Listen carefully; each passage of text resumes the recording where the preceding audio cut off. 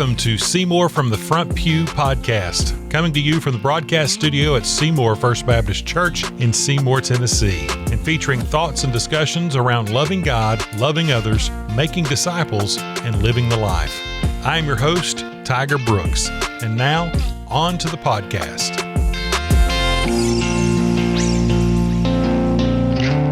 All right, we in here again for episode 3 of Seymour from the Front Pew. How you fellas doing today?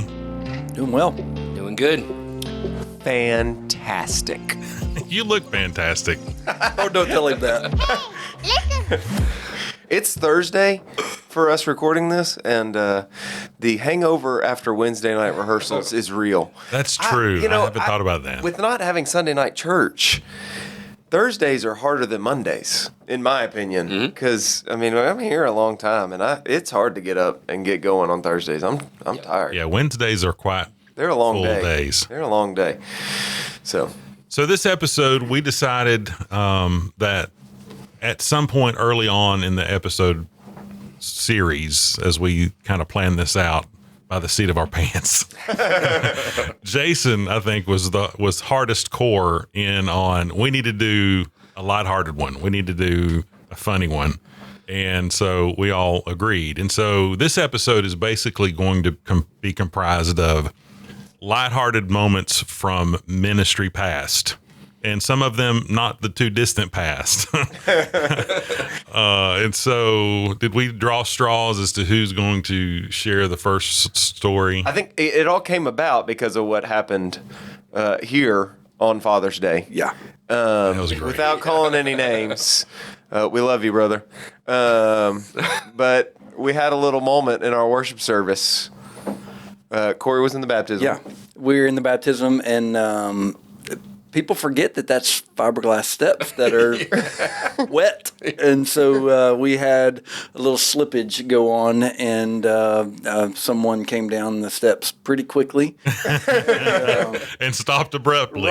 Right. But, even again, something great happening, a little slippage happens, we come down, and really, I think the whole congregation ended up having a little laugh and being fun, and everything was great or whatever else. But, there's a lot of ministry. We can talk about difficulties in ministry and probably have tons of episodes for that. But we actually have a lot of fun, and I think a part of the podcast is seeing the fun that we get to have together, and then getting to share a little bit of that. And we've all had that throughout our ministries, even in those hard days. Hopefully, you at least have something lighthearted happen here or there, whether it's planned or not.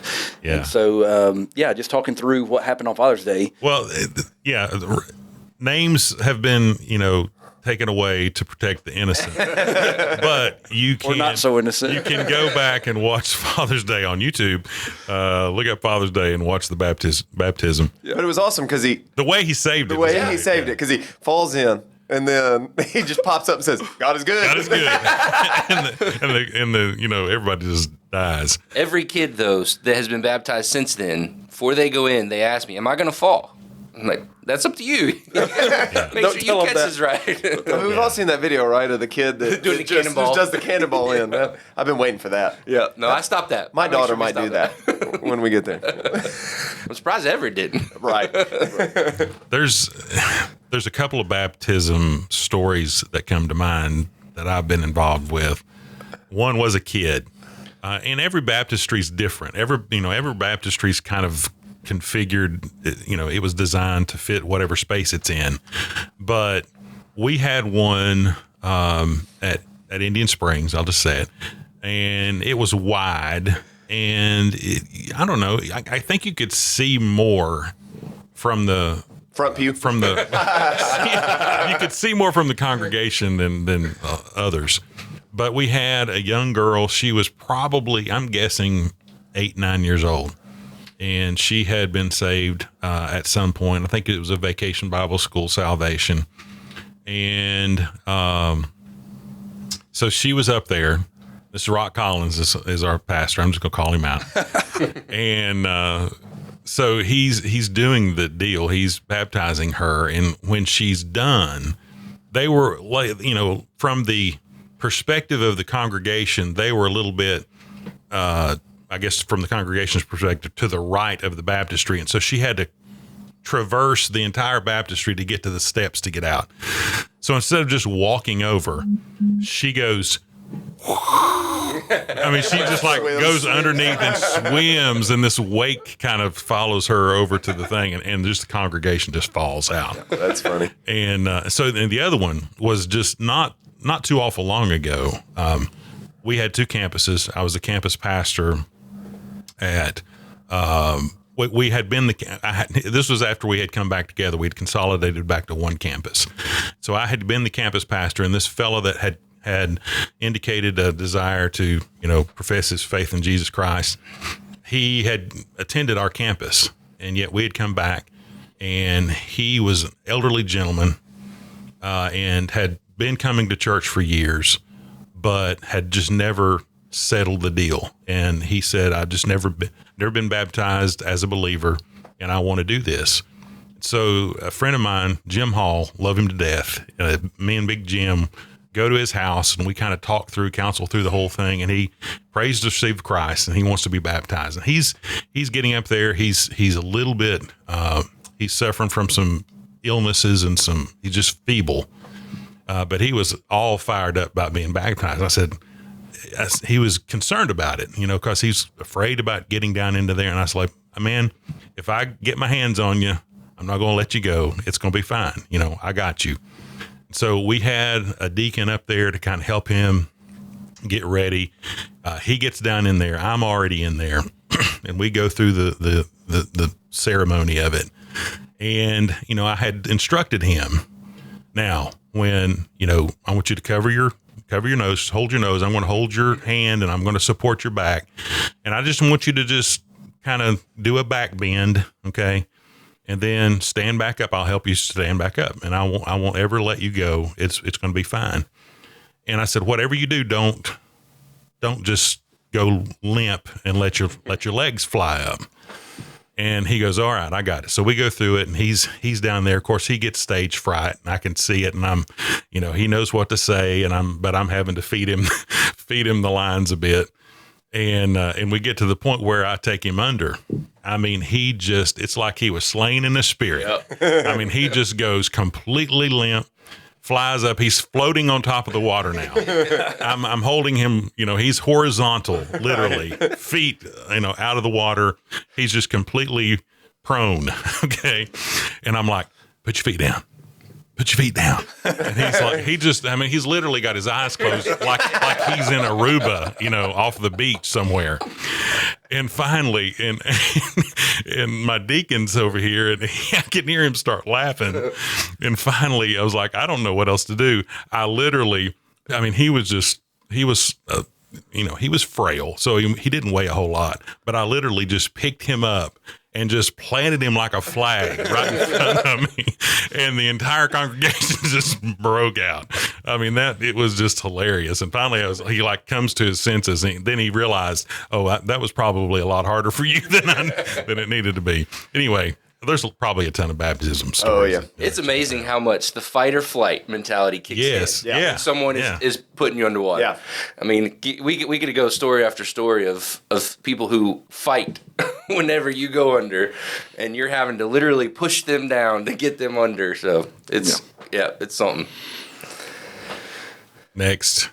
Yeah. Jason, you're in youth ministry. You got to have some wicked experiences. I think you should probably a lot of mine are wicked. They're appropriate for the general listening. Because Megan and I were talking about this last night, and story after story, I kept like, I can't tell that. I can't tell that. I can't do that. And because it's all gonna. And 90% of it is the boys.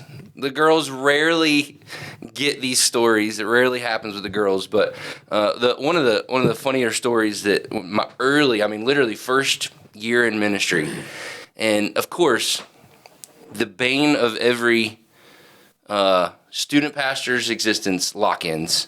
Let's just We're stop at the and pray first right now. lock-in. My first lock-in leading a group. And we're kind of hanging out. It's probably 2 or 3 o'clock in the morning at this point, and so it's just exhaustion is fully set in. And I'm in the fellowship hall where we're just kind of our hangout spot and just playing cards, and the kids are all running throughout the whole building with the exception of the baptistry. Wouldn't let them in there, but they're running the building playing sardines, which is basically a sort of version of hide and seek. And man, these 2 girls come into the fellowship hall, just sheer terror on their face. I mean, absolute terror. And so I'm like, oh my gosh, what has happened? Somebody's run into a glass window or who knows what's happened at this point. And so I jump up, finally get them calmed down enough to tell me what was going on. And they proceed to tell me that there is someone outside the building looking in. And they literally ran they were at the window when someone stuck their head to look in, and they were face to face. And so, of course, yeah, that would be pretty terrifying. So I go down, I start walking outside, looking outside, don't see anything. Pretty quickly, I started to realize it was one of our guys that had gone outside to scare the girls. As I'm heading back to the fellowship hall, one of the other students meets me halfway down the hall, and he says, yeah, well, so-and-so's on the phone with 911. I was like, are you kidding me right now? First lock in, and I've already had the police called on us. And so I go down to the fellowship hall, and the way it was set, you go into the fellowship hall, take an immediate left where the kitchen was, with phone on the wall.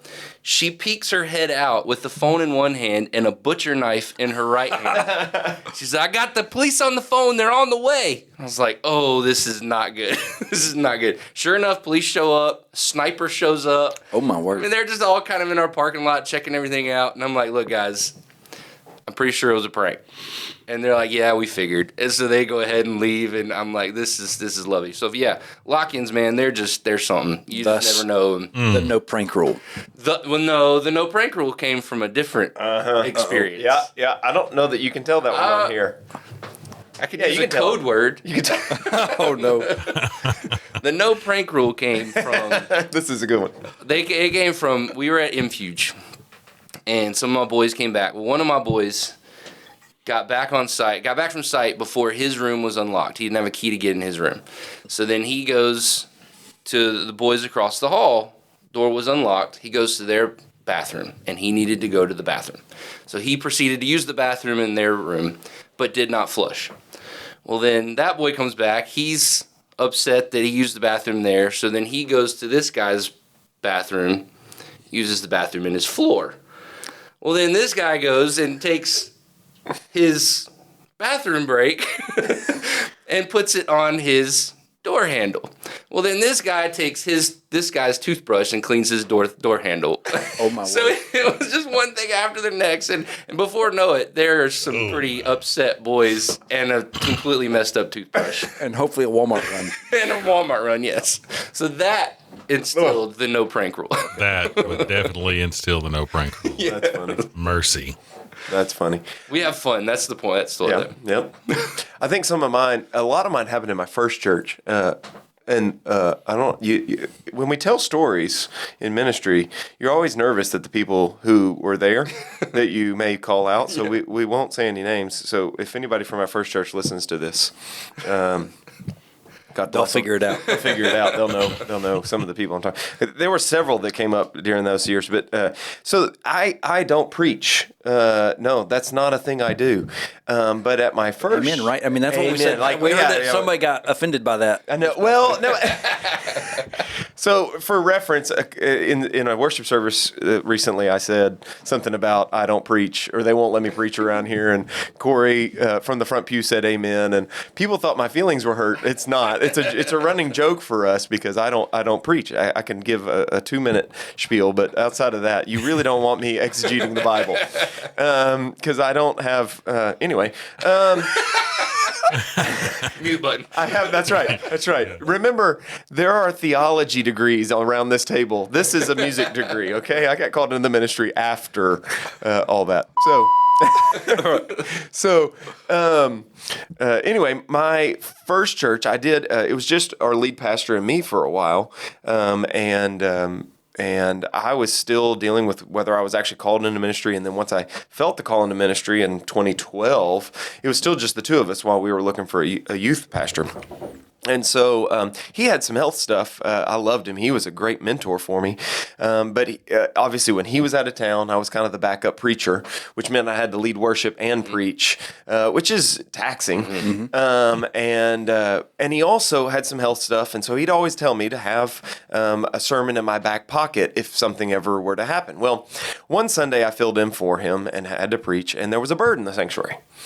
And the bird flew around the whole worship service. There was nothing you could do about it. You can't get it out because it's, 30, 40-foot ceilings or whatever.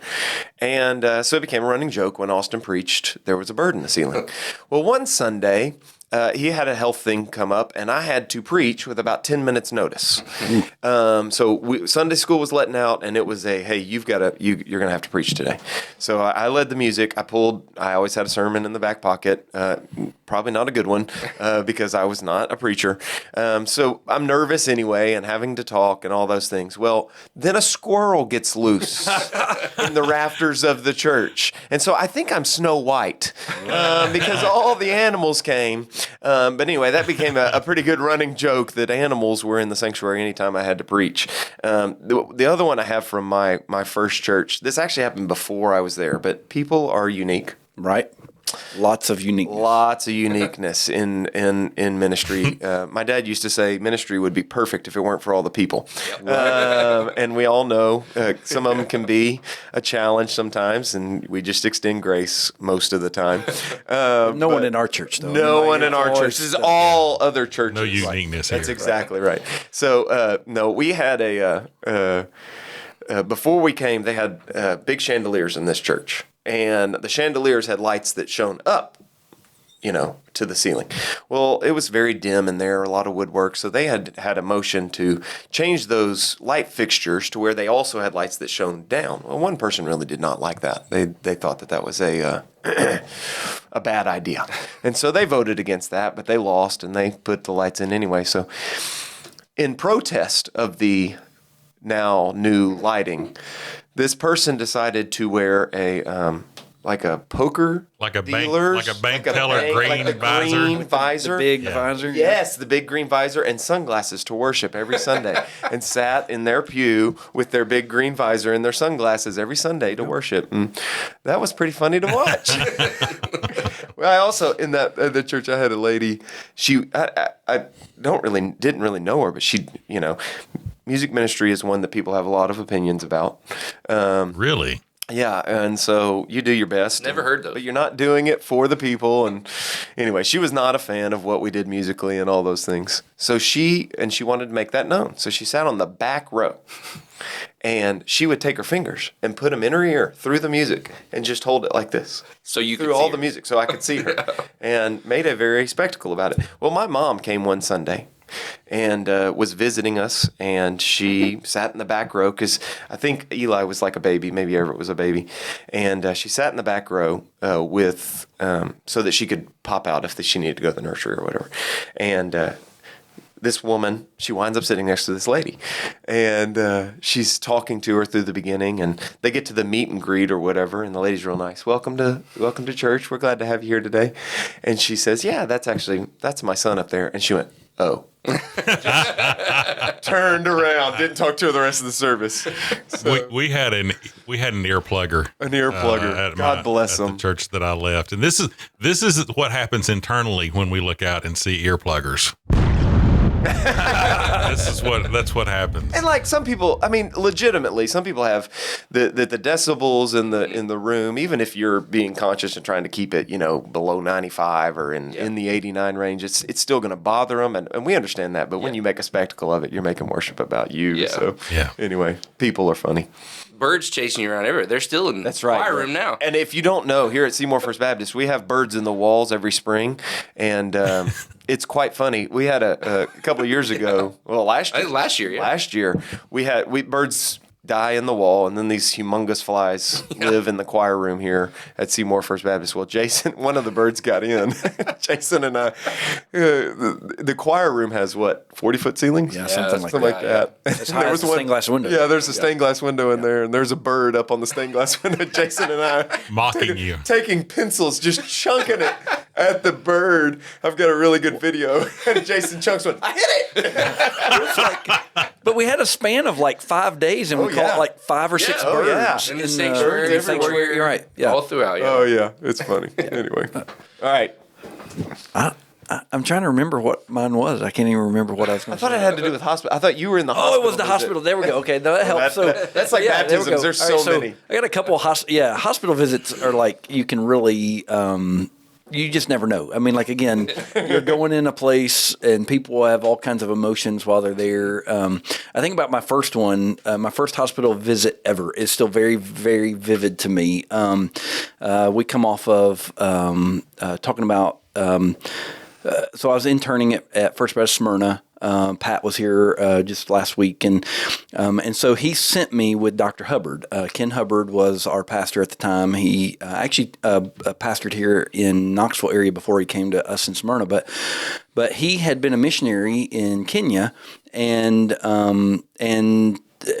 again, I don't know that I even realized that he became our pastor. I was probably in 3rd or 4th grade, but the first time I'd ever really been around him, like just being around him, and so.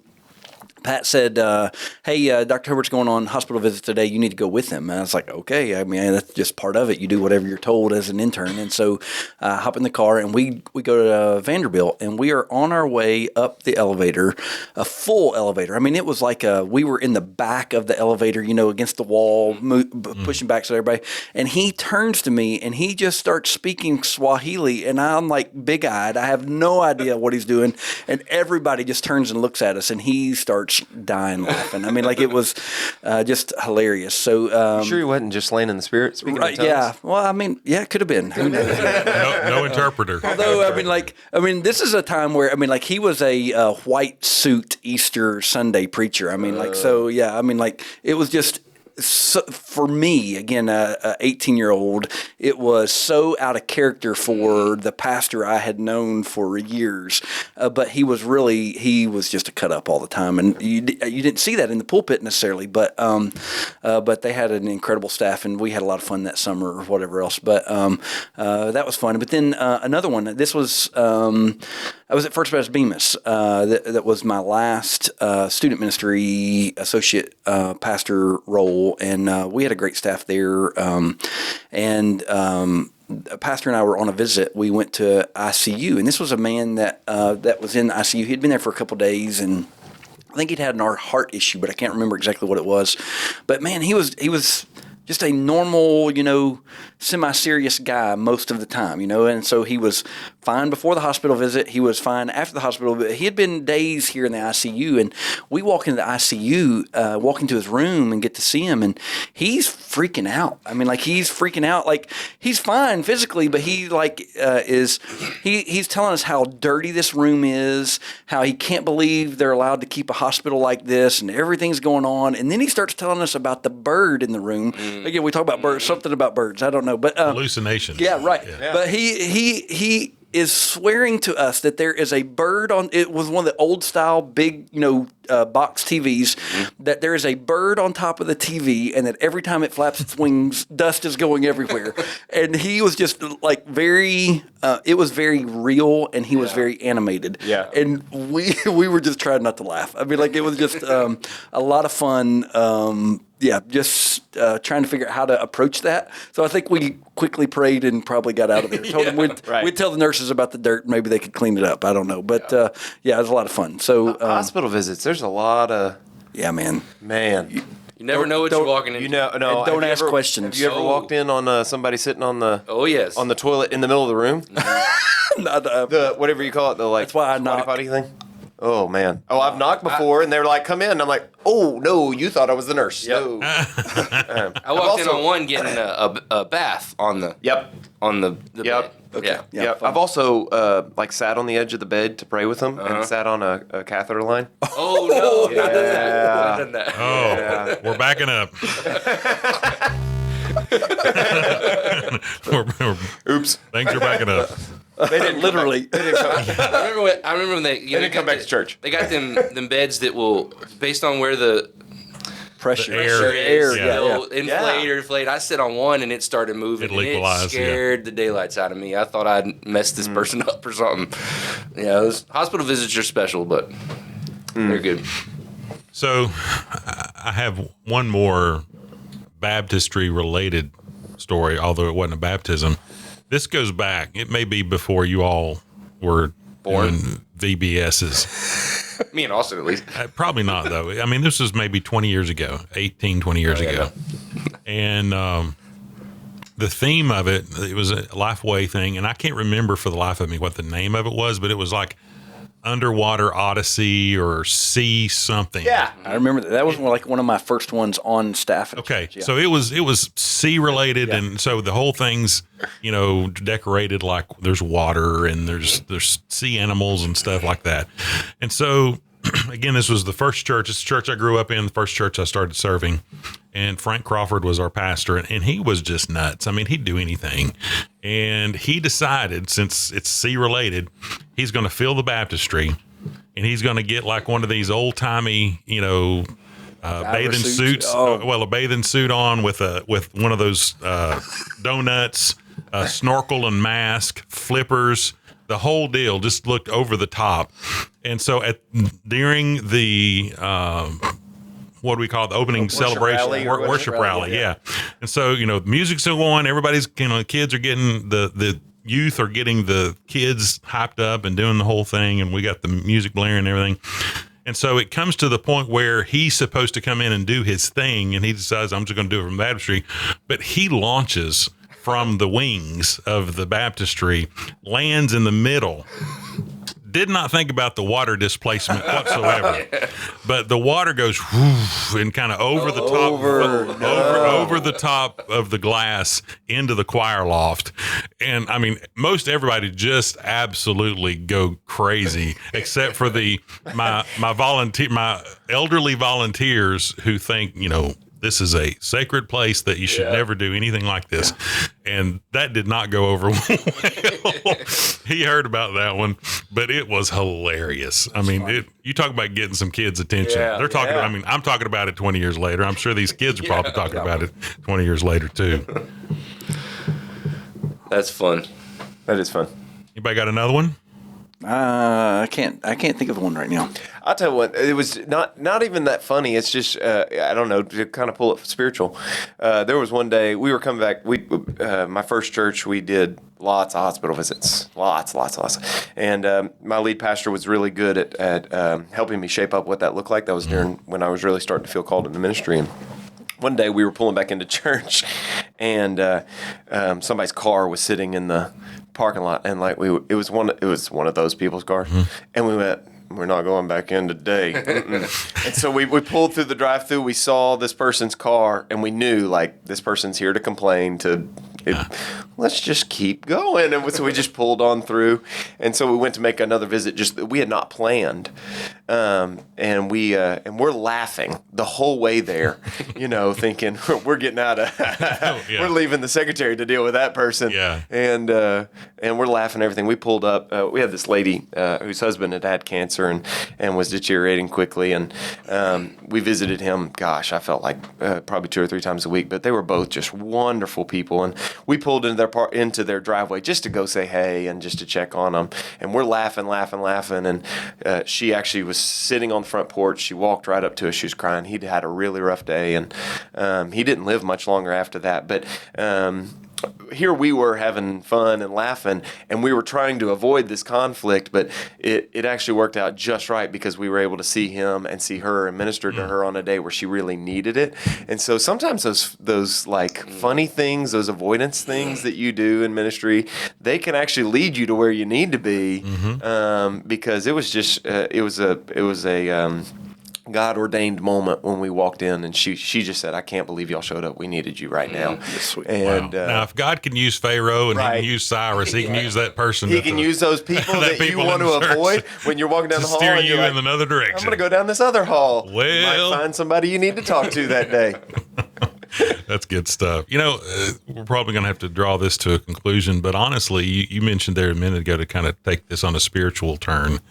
But the truth is, I think for all of us, again, part of this is wanting to normalize us, normalize ministry. And again, a lot of people think that, we never have fun. I don't know how they could know us and think that, but a lot of people think that pastors are supposed to be, this prototypical, very serious, buttoned up, no laughter, everything is sacred. You can't, you can't ever have any fun. You can't make light of something. And that's why a lot of people avoid us. They don't, they don't want us to come over to the house because, we may see laundry, like when none of us have laundry places. And so, I hope this helps you understand that we think stuff's funny just like everybody else thinks stuff's funny. You've probably not experienced anything that we haven't already been there and done that and seen it. And there's not a lot that's going to shake us and surprise us. And yes, we may talk about something, about 15 years later. You might show up on a podcast. Yeah, you may appear on an episode. But the truth is, There's always a sermon illustration. there is always a sermon illustration. And life happens, and life is supposed to be enjoyed. Yeah. It's a gift, and we need to treat it that way. And so never take yourselves too seriously. One of the earliest videos I saw of like a Jesus scene, and I wish I could find this scene. I've never been able to see it again. Was Jesus was, and it may have just been a one-off, but Jesus was kind of hanging out with his disciples, and we get the scriptures, and this is You talking about Chosen? no, it wasn't The Chosen. This is kind of longer, further okay. back Okay. than The Chosen come out. I think The Chosen is coming the closest to doing that a little bit now too, of just showing kind of this interaction of Jesus with his disciples. And I remember as a young kid, because I was a kid whenever I saw this. In fact, I think it was shown at Impuge. I remember thinking, oh, now that's a Jesus that like I can relate to, like a Jesus that cut up, and I think in the video he was splashing his disciples with water, and they were kind of moving around doing stuff, and I remember at an early age thinking, that's what it's supposed to be like. That's who God intends us to be, and it's okay that we cut up and we joke and we have fun, and I think that's one of the coolest parts I think for us and our staff is that we do that on a daily basis, and we're gonna be deep, and we deal with difficult things, and we deal with difficult topics, and we're gonna do that in the podcast, but then we're gonna make lighthearted of things, and I think that's the beauty of the way that works, and I think God is pleased because he gave us the emotion of laughter and having fun, and I think that's a part of who we're supposed to be. So That's the a good beauty point. of it. That's a good point. Hey, and that not to elongate the episode too much, but we around here, I think probably people should figure out that we have a few running pranks in our office. And so even like yesterday, we have this angel. Yes. A little ceramic. This angel. ceramic angel that makes its way to everybody's office, and it's a game to see if you can find it in your office. And so I was going to bring it in and hide it in here yesterday, but we can't. We can't find it. We don't know where it is, do Well, we? we think it's I in one do. of the secretary. Oh, I do. Uh-oh. Everybody's looking at me. Is it in my office? Well. but we also let's see. I moved it last week. When Oh, Corey did you? was okay. I think it was last week. when Corey was out of the country last year, Yep. right? I Yeah, still it got was last year. Yeah. He was here. Yeah. We covered his desk in Post-it notes. Yes. And Because saran I said- wrapped everything. There's a picture I of said that. something There's a about my picture of it. my desk not being covered in mail when I got back, and I should have never said anything. So we covered it and There everything. were hundreds of Post-it notes. on Hannah, this. my assistant, when I was gone to Guatemala last month, I'm a Cardinals fan. I'm a ridiculous Cardinals fan. And she has hidden Cubs stickers all over my office, and I keep finding them. And every time I do, I just yell, Hannah! Yeah. Yeah. I just found a Mike Krzyzewski head on one of my pictures that she did. So And I got candy corned last year. You did get candy Did corn. you get candy corn too, or is it just No, me? No, because I like candy corn. You're the one Yeah, that's I avoids it. cannot stand candy corn, and that's kind of become a thing for me. And They then, sticky note in my office, and Yeah. they've done several things. they put, his kids put marshmallows Yeah. all over my office. That's I mean, it. Yeah, I was here for everywhere. that. Yeah. Next time it's olives. Snowed. It said it make it Yeah. snow or something. Oh, God. Oh, olive. Oh yeah. That I would won't be stink. able to say it. I'm going to throw up thinking about that. All right, fellas. This is brings episode 3 to a conclusion. We want to thank you for listening again. Again, if you found any value in this whatsoever, we would love for you to like it, to subscribe, to share it, send it to somebody that needs to laugh today. And we hope that you would be blessed by what you've heard today. And thanks again, guys. Say bye. See ya. Later.